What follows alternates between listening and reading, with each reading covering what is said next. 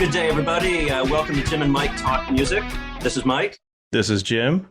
We are on show 26. Show 26. What are you drinking there? What are you drinking, Jim? I'm drinking coffee.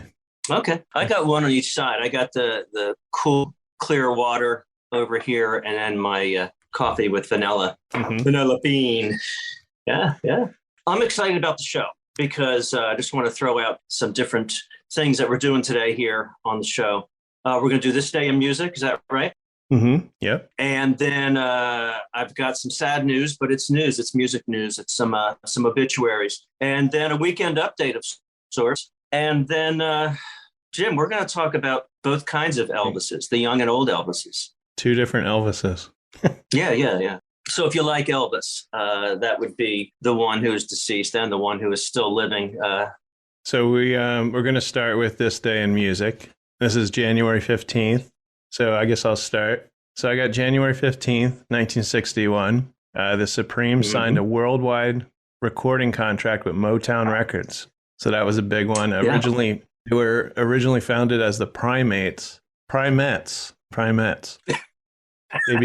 different than Primates. Yeah. They became the most commercially successful of Motown's acts and are today America's most successful vocal group with 12 number one singles on Billboard Hot 100. Jim, I've got January 15th, 1972. Led Zeppelin's Black Dog made its debut on the U.S. singles charts. The group's third single peaked at number 15 and spent 8 weeks on the chart.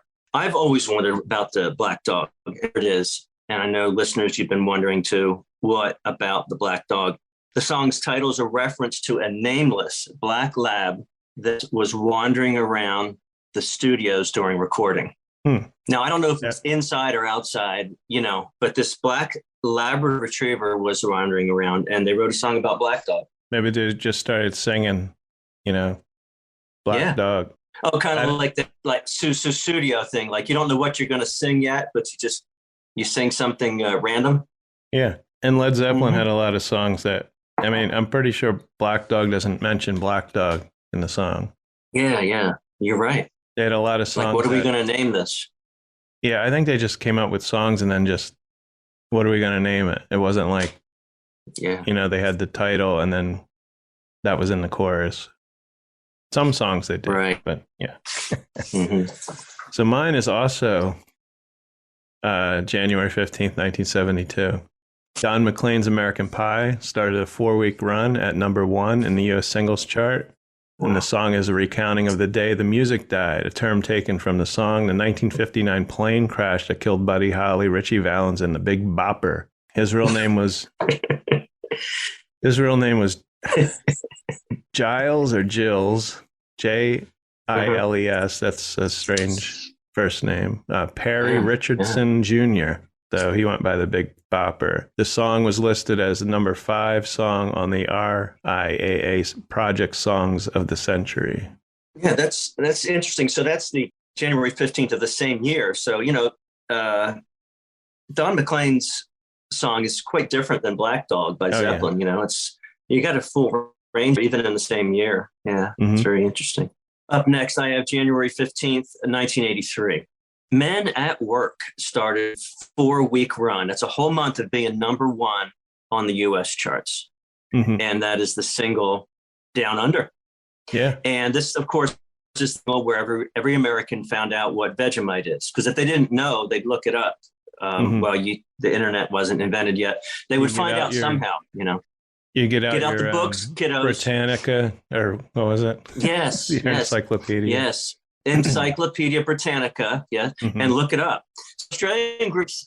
This was the Australian group's second U.S. at number 1. Jim, I've told you this before. I don't know if the listeners heard, but I have fond memories of the song. I was walking back from your house when we were both about 16, maybe 15, and instead of telling my parents where I was and they could pick me up, I was about 4 or 5 miles all the way back home. And this song, I think it was the rhythm of what I was walking. This song went over and over my head. Forget it. It's pretty weird trivia. Trivia. I loved Men at Work. I still do. Yeah, it's a great tune. It really is. Who Can It Be Now? That was another one. Yeah. This one's actually my favorite song, yeah. Okay, then I have a more recent one. This is sadly 4 years ago. I was a big fan of the Cranberries, and I think it was one of those bands I always hoped maybe later on would get back together. I always liked Doris O'Riordan's voice. On January 15th, 2018, she died unexpectedly while she was in London, England for a recording session. And of course, the Cranberries had a hit in 1994 with Linger, Dreams, Zombie, and the band's 1993 album, Everybody Else Is Doing It, So Why Can't We, spent a total of 86 weeks on the UK charts. 86 weeks. Yeah. Wow. Well over a year. Yeah. I did have the pleasure of seeing them once. And it was a stadium. So a friend, Al, I know when he lived in Boston, he saw them at a little club. I think probably when the album first came out, because they didn't know how well it would do, but that would have been cool. Yeah. So they were even more popular in the UK than the US. The Cranberries aren't a household name. I mean, close, but they were even more popular in the UK. And they were, of course, from Ireland. And I always like that. I like that. So, I like the Irish singers. Going on to January 15th, 2002. I'm talking about somebody that was popular in the 80s, though, but this is a 2002 news item. 1980s British pop legend Adam Ant was admitted to a mental ward 24 hours after being charged by police with pulling a gun on staff in a London pub. Wow. So, I don't know if he was playing. He might not have been playing music. He probably was out on the town and maybe with friends or whatever. It's not exactly, he was out playing somewhere. But yeah, hope he's all right. Let's see. We had trivia on here. His birth given name, Adam Ant. No, it escapes me. I think you got it right on a trivia question once, but we'll move on from that. Stand and deliver. Okay, yeah, that's a bad one. Stand and deliver. Before, when we did music news, why is it me that always comes up with the obituaries? I don't know, but we've got three here for you. They're very varied, just like all the musical styles that Jim and Mike talk music relate to. So let's start right off with Sinead O'Connor. It is not her obituary, but her 17-year-old son, Shane, you probably read, was found dead. Sad. He was missing for 2 days. He's a longer name because, she also gave herself a different name. I'm not sure if it's Jewish. I'm not sure, but she named him Nevi'im Nesta Ali Shane O'Connor. So Sinead appealed to him on social media to get help. He was on a suicide watch, actually. Shane was, and left the hospital. And so she was trying to find him. Sinead herself, has been very open about her mental health issues and even contemplations of suicide. When she was very stressed and it got out there. That was, what was that, a year or two ago, seems like? Yeah, she was on Facebook or Twitter. She was actually looking, I guess, for someone to take her in. I don't know if I would have taken really her at in. The edge. She was in New Jersey, too, not too far. Right. But, she could have stayed at your house for a while. I think it would have been it would have been a great interview. We have a finished basement, so she could have stayed down there. I might have had to put a lock on the door for a while. Who knows? Things cooled down. But we do love Sinead. We love her music. And, we're thinking of her. And Shane was one of 4 children that Sinead had. The next, someone you might not know. And, Jim, you were keen on music trivia. Styles, right? But rapper Draco, the Ruler. No, died. I don't know him. Yeah, he was 28 years old, very young. Just missed. Went a little too far to enter the 27 club. He was stabbed backstage at the quote "Once Upon a Time in L.A." fest. So this fest was going to be headlined by 50 Cent and Snoop Dogg. They both had to end the show and cancel. I did hear about that. I didn't know the rapper's name. Yeah, I did. That's at a show. Yeah. Yeah. Yes. So he's at a show backstage, and he was seen lying on the ground, bleeding from the head. So typically you get stabbed in the chest and shoulder, and but he got stabbed in the head somehow. So Draco, the Ruler, has passed. He won't hit the stardom that 50 Cent and and Snoop Doggy Dogg have achieved. Yeah, so Draco, Draco the Ruler, like maybe he was dissed somehow on stage and just went off and they stabbed him in the neck. It just takes down the whole show, though. I mean, but we don't know who stabbed him, right? No, it doesn't say. Yeah. Wow. Then someone random went away. So my last bit of music news here. This is organizer of Woodstock, organizer of the original Woodstock, Michael Lang. He died at age 77. He was battling a rare form of non-Hodgkin's lymphoma.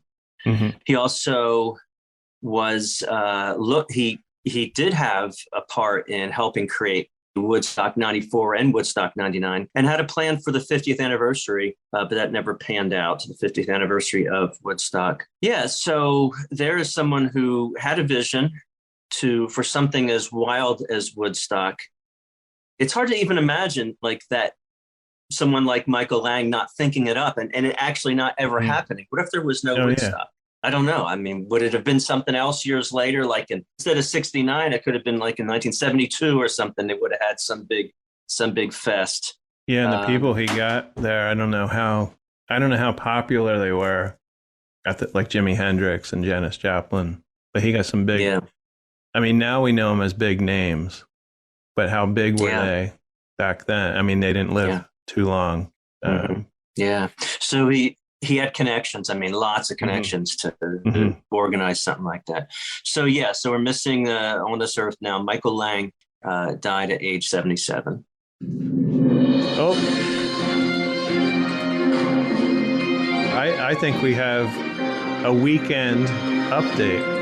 Not to be confused. Weeknd update. Not to be confused with Weeknd Update SNL. But we're talking about this singer, musician, artist known as The Weeknd without the E at the end. Yeah. And Jim, it's so interesting, just before you jump into it, just, we like to explore so many different styles of music. And sometimes I'm hesitant when I think of pop, because we haven't talked that much about pop stars. Yeah. I think about The Weeknd, people who are getting a lot of press, people who are popular, people who are getting press. I think about Billie Eilish, just people like that. And we don't talk much about them, but it's interesting.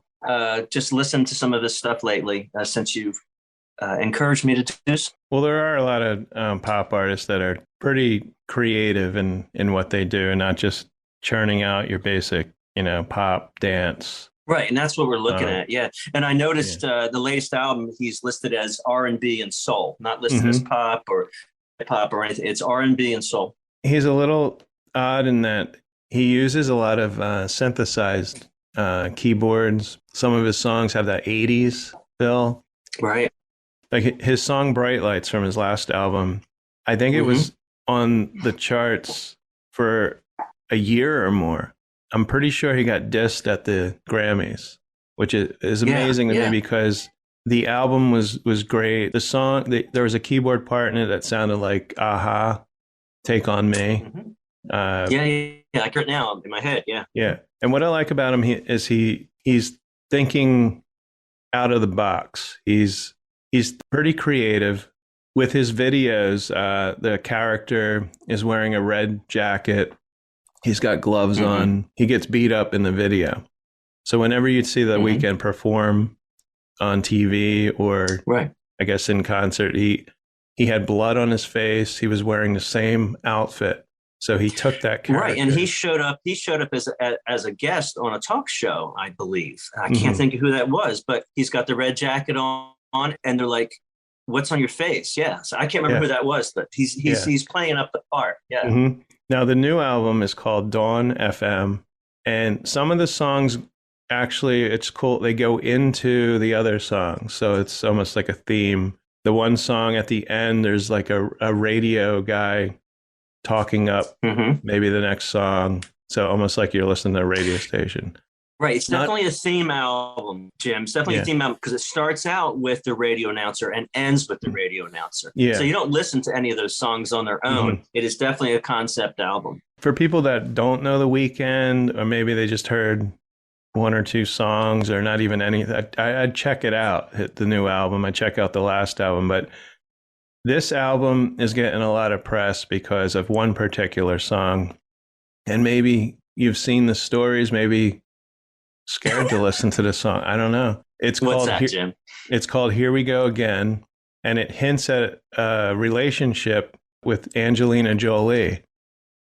Now, he doesn't mention her by name, but here's a little background. In June 2021, they were spotted grabbing dinner together in Los Angeles. And then 2 weeks later, they were spotted at a concert together. And then in September of last year, they were back at the same restaurant that they were first spotted at. So who knows? Yeah. You know, and I've got some lyrics here, and maybe we can figure out if, you know, he's talking about Angelina Jolie. All right, give it to me, Jim. Now this is a little explicit here. Well, one word is. But now we cruising on a yacht.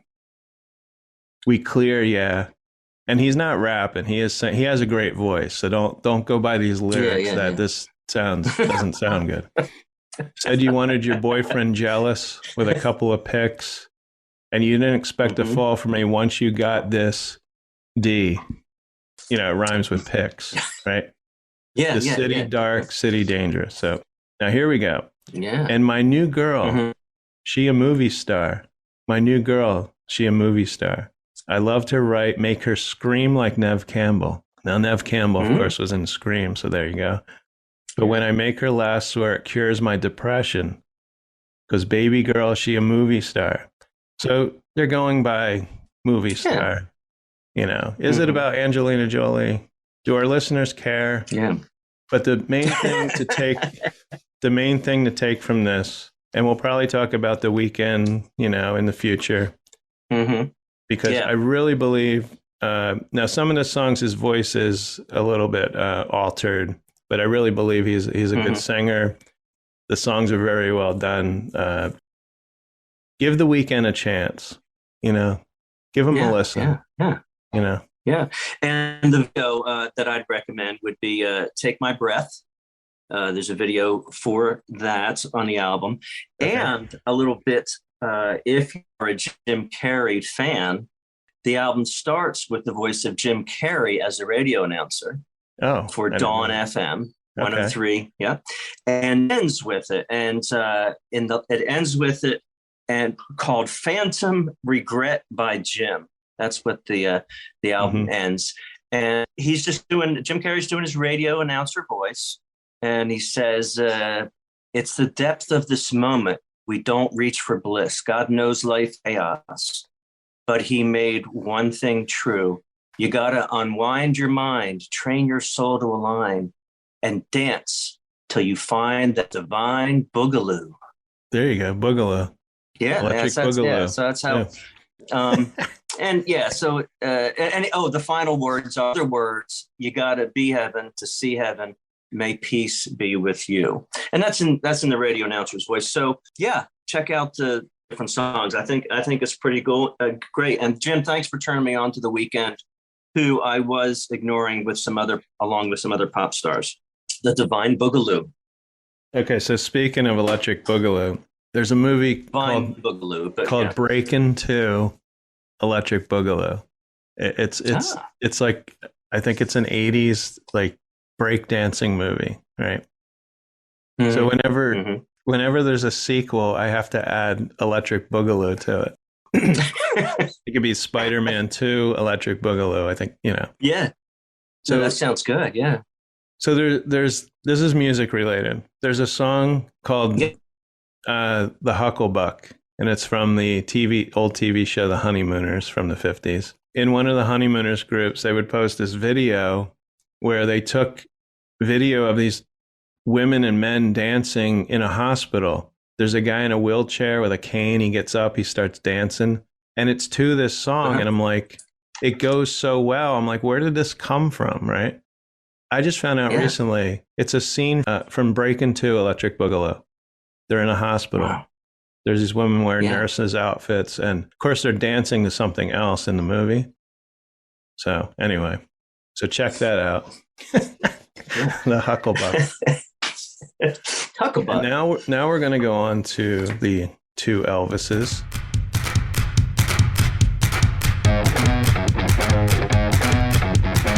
Wanna die young, just a place I feel. Wanna get messed up, you go to jail. Should we start with the living? Yeah. Which one are we? Yeah, you're going to start with Elvis Costello. Well, you paused. Maybe you believe that Elvis Presley is still alive. That's what I take from that pause. Do you believe? Are you a believer?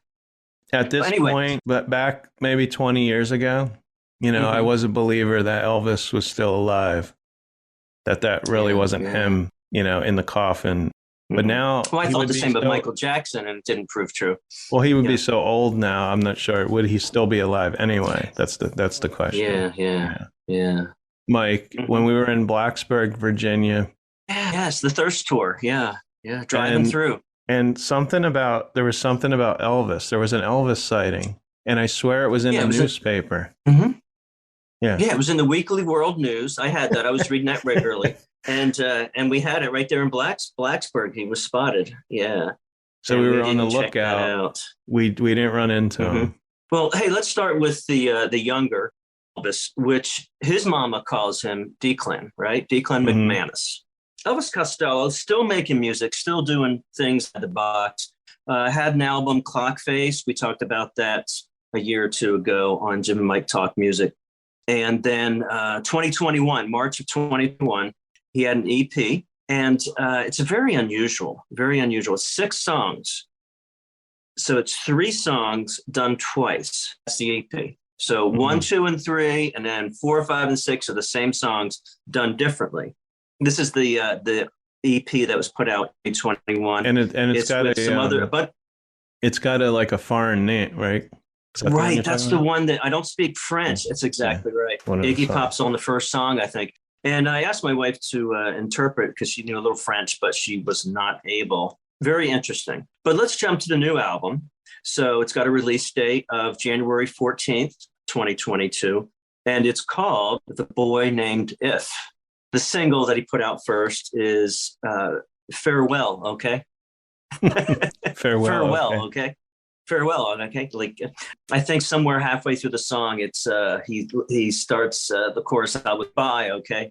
It's a collection of songs, of 13 songs that tell the story of a child, a boy or a girl, from their early years all the way up through adulthood, kind of through the teen years. It's kind of hard to know who he's saying farewell to. The video. It was very interesting. I'd like our listeners to check out the video for Farewell. Okay, it ends with a snapshot. A snapshot of Elvis Costello holding dolls of Laurel and Hardy. He's holding Laurel and Hardy dolls. Like what is that a clue of? I'm not quite sure. Farewell. Okay, it's very upbeat. It's very fast danceable. If you're going to thrash about, it's pretty much typical the Elvis Costello. And then there's another one called Paint the Red Rose Blue, and this is a ballad, a sweet ballad as Elvis Costello can do, and it's about family and such. My favorite song, though, after giving a listen, is Magnificent Hurt, and I think it's the best song and the video. Check out Magnificent Hurt. The video, along with other depictions, has not hand puppets. The puppets that you use, I don't think they're all called marionettes, but the puppets where you use the strings. It's actual string. Their hands. He's playing guitar, so it's puppets of him and some other woman. And there's I guess it's a marionette. Yeah. So it's really interesting. What song is that? And that is Magnificent Hurt. Okay. Yeah. And so there's a video. A lot of these artists that put things out now, though, it's the case for the Weeknd. You've got your album out, you've got all the songs, then you get a couple videos, right? So the Elvis Costello album, The Boy Named If, it got videos out for Magnificent Hurt and Farewell, okay. So check those out. I was also looking a little bit of, see here, he was talking about If, and and saying that maybe it's about an imaginary friend. Maybe it's about your secret self. In an interview, someone was trying to get to the point of who the boy named If was. So this is interesting, Jim. First time I've read this, and this will end the part on Elvis Costello for me. It's available on vinyl, compact disc, cassette, download. It's later going to be offered on 8-track and flexi disc. It also has an 88-page. Yes. Also is available in an 88-page hardback storybook edition. All right. So you have 7 different ways to get this. 13 mini stories, 13 songs on this album from Elvis Costello. Did you have any idea they're doing 8 tracks again? No, I knew they were doing cassettes. Who's firing up that production? I mean, I have some commentary on that because I don't know. Maybe it was even 20 years ago they started doing the digipack, they would call them. I think they had some digital content on it. Maybe that's why they were called that. But most importantly, they were not the plastic. They were, and I do have a lot of CDs that they may be open and they're paper. They're cardboard. They're, where the CD's inserted. Pressboard, But to cut down on, using plastic. So what happened? We're doing vinyl now. We're doing cassettes, which are plastic.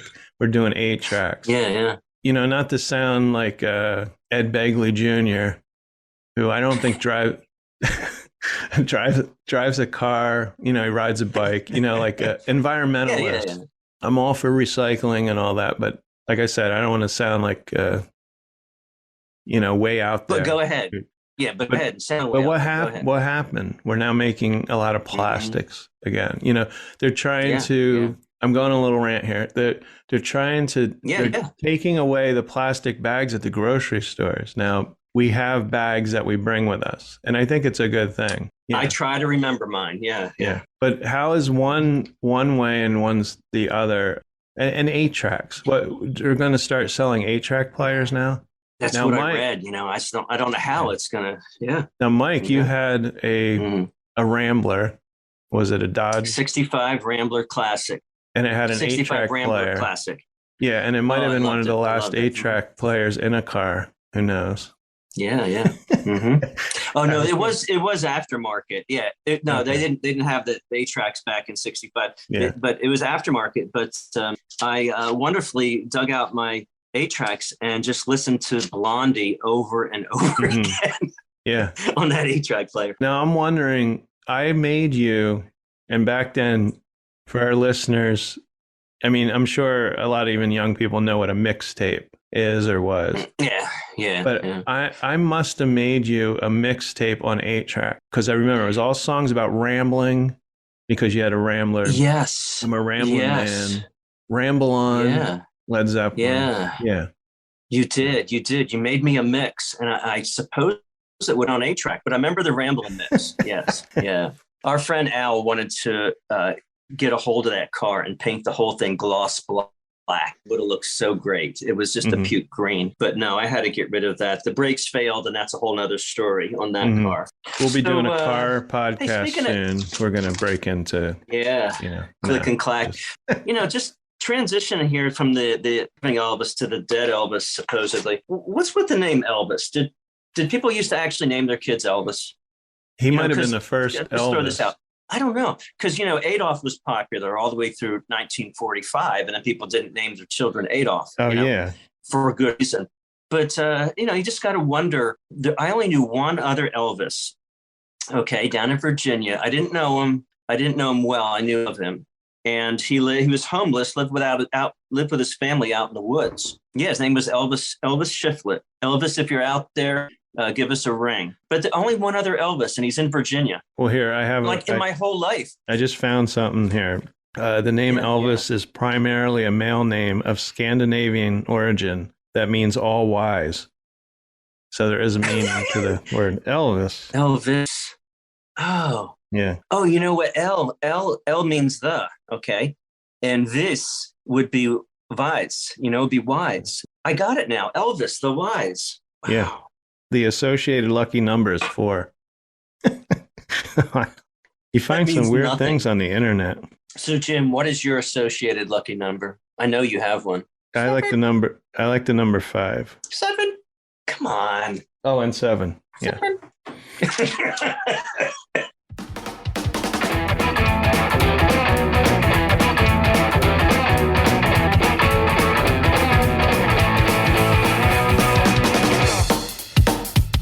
I'm pretty excited for our listeners.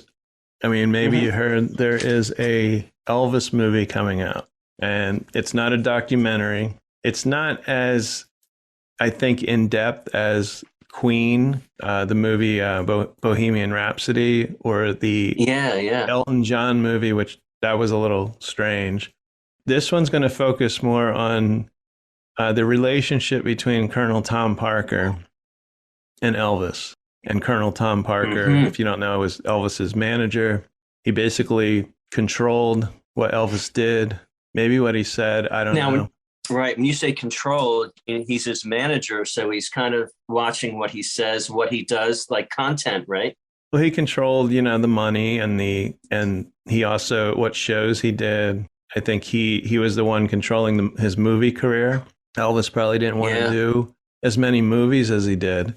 Yeah, think about that. Just stop. 30-some movies. I mean, 3 would be enough. 3 Elvis movies, or maybe 10, I think Elvis it's overkill. Was maybe a little overworked. He did take a break or whatever, and we all know about the comeback special. So there was a little break in there. Real popular in the 50s, not so much in the early 60s until the late 60s again. And then, of course, he passed away, supposedly. Supposedly. Now, Mike, do you know who plays Colonel Tom Parker?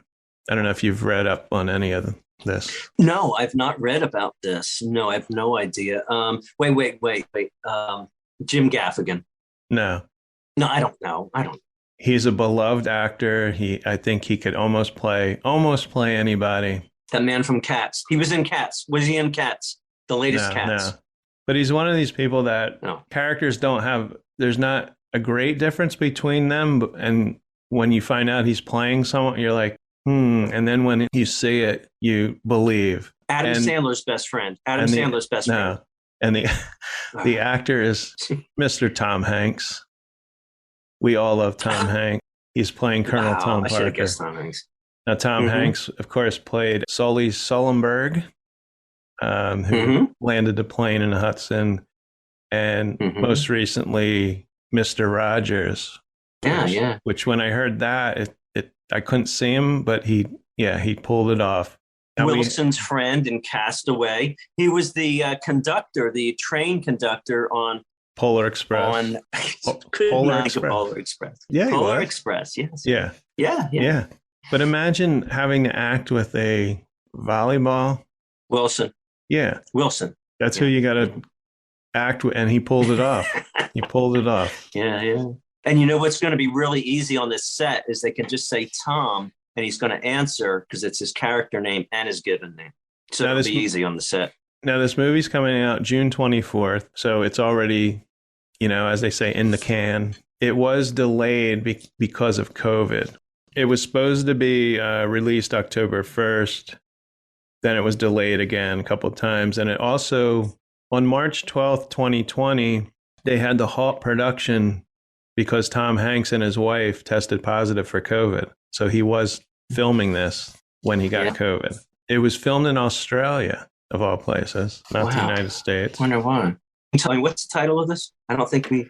Well, this is the thing. Title of the movie didn't have a title for a while, and now on Wikipedia, it just says Elvis. So I don't know if they're going to change. I guess that's the title, Elvis. I mean, it could be called Elvis and the Colonel. That would have been a better title. Now, they did release... Can you say that? No. Can you say that without laugh? Elvis and the Colonel. I'm sorry. No. I'm just, checking.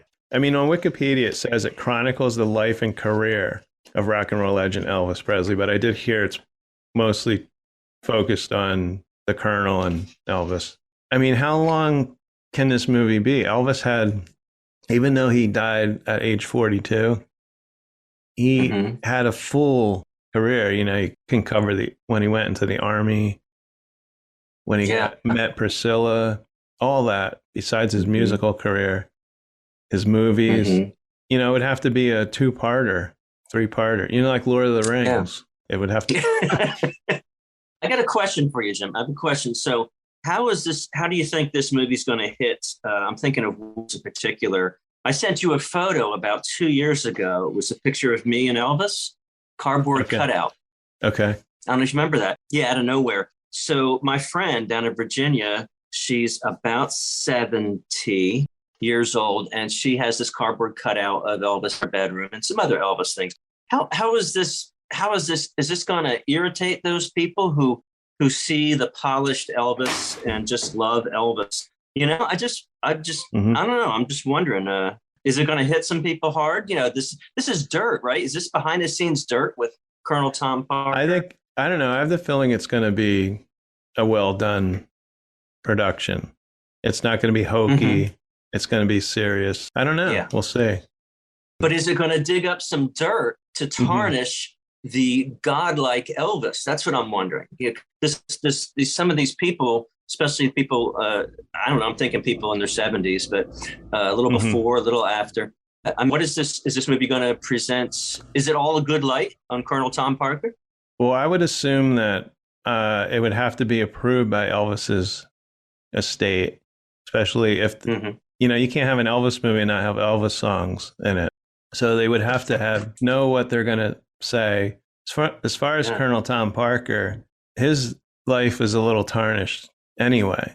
I don't think people particularly liked the control he had over Elvis. You know, and eventually, if Elvis had lived, I think, well, Colonel Tom Parker was probably 20 years, he might have been 20 years older than Elvis anyway. But eventually, maybe Elvis would have gotten a new manager. Elvis never, I don't know if you know this, Elvis never toured in another country ever. He only toured the United States. Colonel Tom Parker had something going on where I don't think he could get a passport.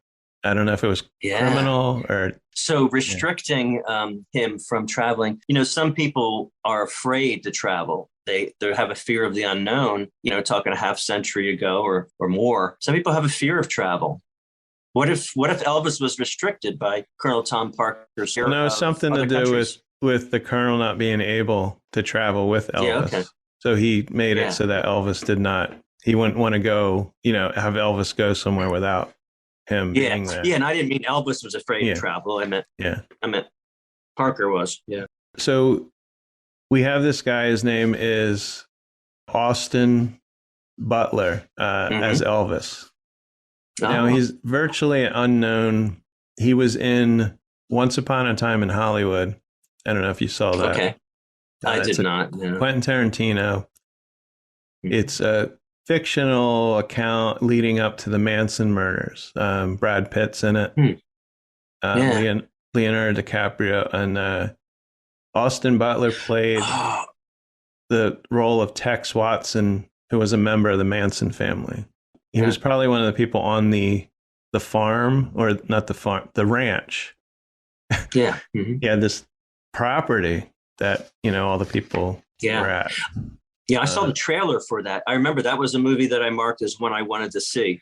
Now, what's interesting is there's a couple Australian actresses, because this was filmed in Australia, so maybe they did some casting. We got Olivia de Jong, D-E-J-O-N-G. We're probably butchering it, playing Priscilla. We got this woman who's playing Gladys. She is an Australian actress, Helen Thompson.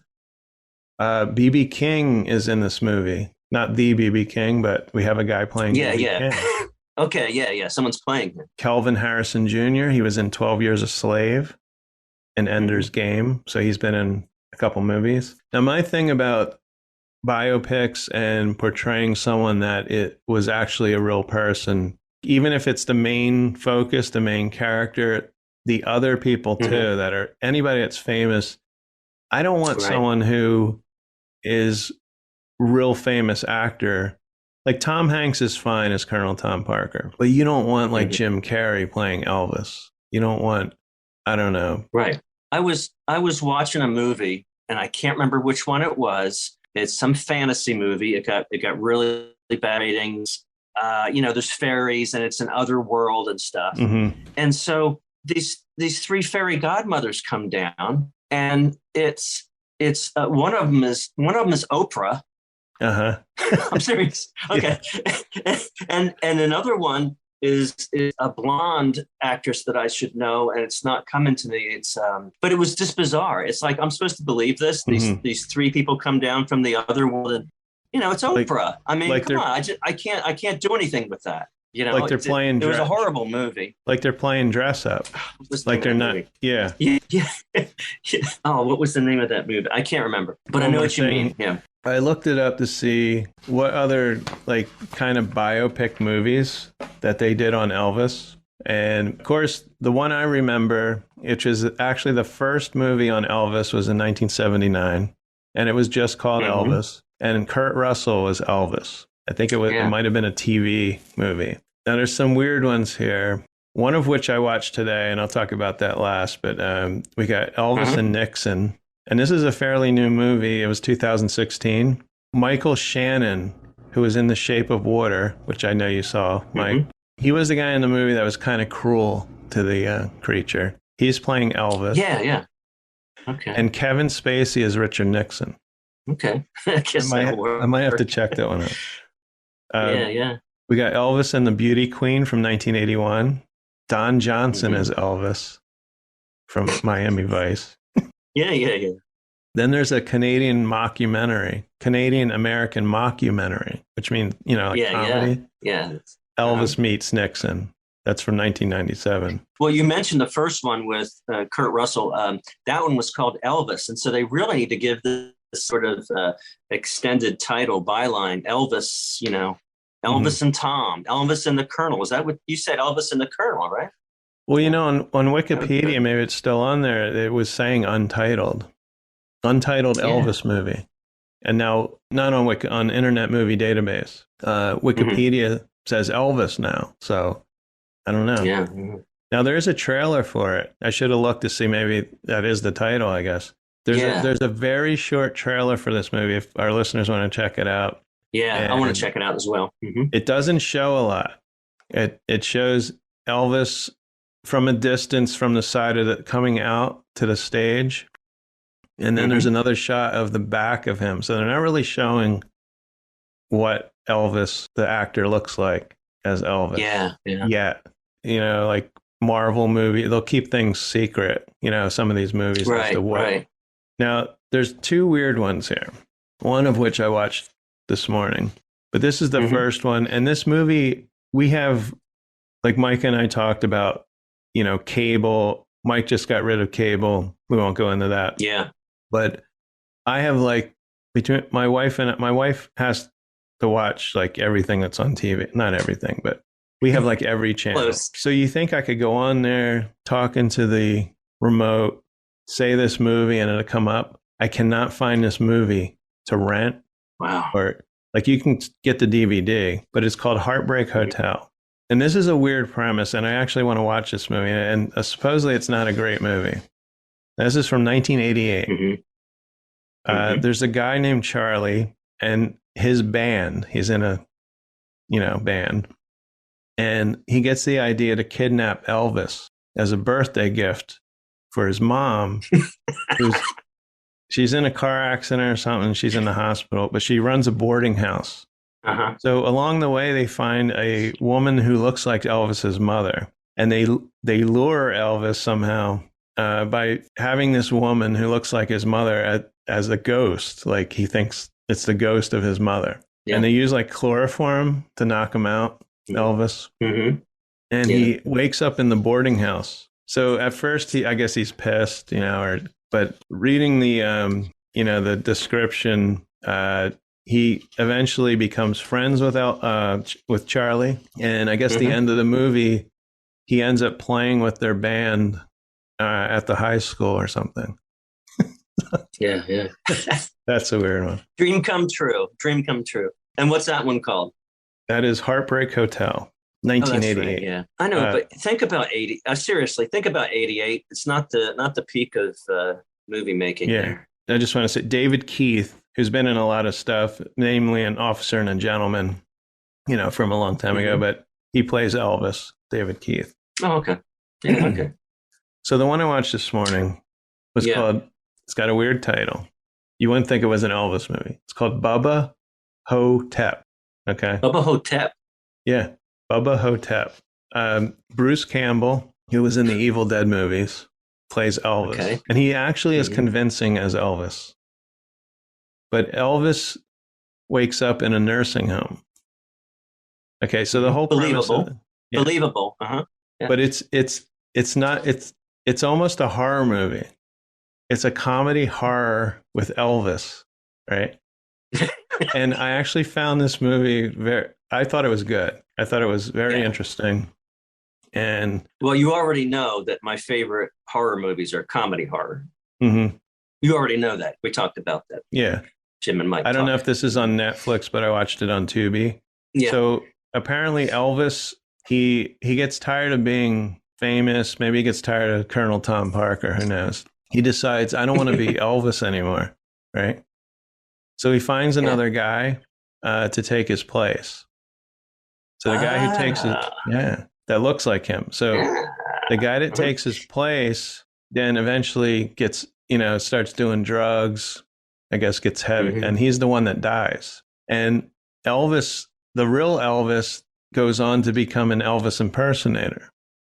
Oh, cool. Nobody knows, right? Yeah. So they go back and forth, but supposedly all Elvis's papers, his original papers, there's an explosion. I think he's outside. They're like having a cookout. He's having a cookout with a couple women, and his trailer blows up or something. So he can never prove that he's the real Elvis. So they kind of put that in there. Yeah, yeah. So the other part of the story is there's a mummy that's on exhibit, and I guess some people steal the mummy and somehow dump this mummy in this river, which is near the nursing home. Well, the mummy somehow comes back to life, and he's stealing the souls of the nursing home patients and nobody would notice because they're old and thinking maybe have some problems. Yeah. Yeah. Elvis, I'm not going to go into all the deep, but Elvis. The other thing is Ozzie Davis, actor. He claims he's John Kennedy. And to avoid assassination, they had his skin darkened. He's a black actor. John Kennedy, yeah. So he's John Kennedy. He's in a wheelchair, motorized wheel. So Elvis wakes up in the nursing home. Apparently, he ended up there because he broke his hip performing. Yeah, I get it. So it's 20 years later, and that's when this mummy thing's going on. And there's a good battle scene at the end because Elvis has a walker and he has to battle the mummy. And I won't tell you how, but this is one you should check out just kind of weird. And if you're saying there's a battle scene with a walker and a mummy, that's enough right there to lure me in. Yeah. Yeah. And like I said, Bruce Campbell, he was good in The Evil Dead. And if you're a fan of Bruce Campbell and you haven't seen this movie, you got to see it. I mean, I was entertained. It's well acted. It's not schlocky like sounds like it is, but no, it's very entertaining. Give us the title again. Is this Bubba Ho-Tep? But Bubba, how do you spell that? What's H-O that Ho H-O hyphen T-E-P. Tep with a P. Yeah. Okay. Yeah. Mm-hmm. Yeah. Well, that's the Egyptian mummy's name or something. Or it has to do something with that. Bubba Ho-Tep. Yeah. Yeah. Very interesting. Check that out. Okay. Yeah. So I think that. Yeah, it's been great doing music news with you, Jim, and hearing about the two Elvises. So Elvis lives. Yeah, and I'm glad Mike could do this today. And you might have noticed we're doing this remotely. All right. So until next time, turn on the TV. Turn off the TV. Talking about movies. Yeah. Talking about movies. But you can turn it on or off, but turn off the TV. And turn up the music. Turn up the music. Intro and exit music by the band 99%. Today's show was produced and edited by Jim Thatcher. Jim and Mike Talk Music is recorded at Did You Say 7 Studios in Washington, New Jersey. You can find Jim and Mike Talk Music on Apple Music, Spotify, Podbean, or wherever you listen to podcasts. The song Blackout Romeo by the Spinwires and I Know Where You've Been by Forget the Whale were used with royalty-free permission.